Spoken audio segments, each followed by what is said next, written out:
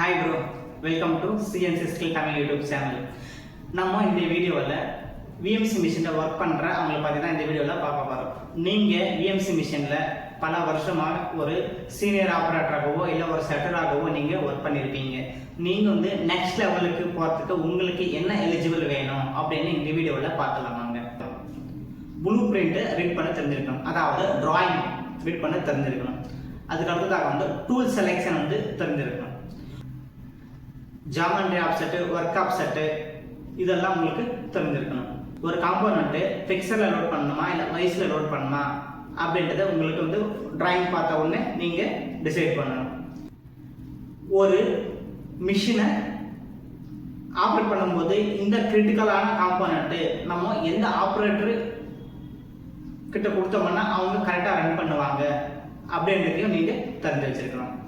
மற்றவங்களுக்கு சொல்லி கொடுக்குற விதானமும் உங்களுக்கு தெரிஞ்சிருக்கணும். ஒரு புதுசாக ஒரு ஆப்ரேட்டர் வராங்க அப்படின்னா அவங்களுக்கு புரியுற மாதிரி பார்த்து ஒரு காம்போனண்ட்டை வந்து எப்படி லோட் பண்ணணும், அன்லோடு பண்ணணும், எப்படியெல்லாம் செக் பண்ணணும், எந்த டாலரன்ஸ் வந்து 100% வந்து செக் பண்ணணும், எந்த ஒரு டைமென்ஷன் வந்து 100% செக் பண்ணணும், எந்த ஒரு டைமென்ஷன் ஒரு ஃப்ரீக்வன்சியாக செக் பண்ணணும் அப்படின்னு வந்து அவங்களுக்கு புரியுற மாதிரி தெளிவாக நீங்கள் சொல்லிக் கொடுக்கணும். ஃபர்ஸ்ட் உங்களுக்கு அந்த ப்ளூ பிரிண்ட்டை ரீட் பண்ண தெரிஞ்சிருக்கணும். அப்போதான் நீங்கள் வந்து அவங்களுக்கு சொல்லிக் கொடுக்க முடியும். ப்ளூ பிரிண்ட் ரீட் பண்ண தெரிஞ்சிருக்கணும். ஒரு டிராயிங் கொடுத்துட்டாங்கன்னா அந்த டிராயிங்கில் என்ன ஆப்ரேஷன் ஆகுது அதுக்கான டூல்ஸ் வந்து செலக்ட் பண்ண தெரிஞ்சிருக்கணும். அதே போல் அந்த காம்போனண்ட்டை நம்ம வைஸில் வச்சு கிளாம் பண்ண போகிறோமா அல்லது ஒரு பிக்சரில் வச்சு கிளாம் பண்ண போகிறோமா அப்படின்னு செலக்ட் பண்ண உங்களுக்கு தெரிஞ்சிருக்கணும்.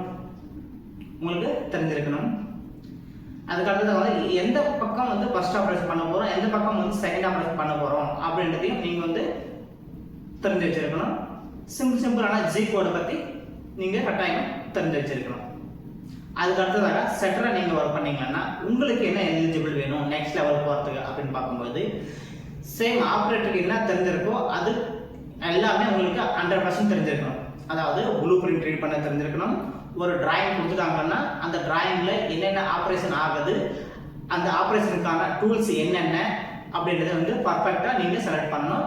அதே நேரத்தில் டூல் செலெக்ஷன் அப்படின்றது ஒரே டூல் செலக்ட் பண்ணும்போது 2 ஆப்ரேஷன் கம்ப்ளீட் பண்ணுற மாதிரி கூட நீங்கள் வந்து டெக்னிக்கலாக திங்க் பண்ணி டூல் செலெக்ஷனை செலக்ட் பண்ண வேண்டியது இருக்கும். ஃபார் எக்ஸாம்பிளாக வந்து ஸ்டெப் ட்ரில், ஒரு காம்போனண்ட்டை வைஸில் பிடிக்கணுமா, ஃபிக்சரில் பிடிக்கணுமா, இல்லை பெட் மேலே ஸ்டெப் பிளாக் வச்சு கிளாப் பண்ண போகிறோமா அப்படின்றத நீங்கள் டிசைட் பண்ணணும்.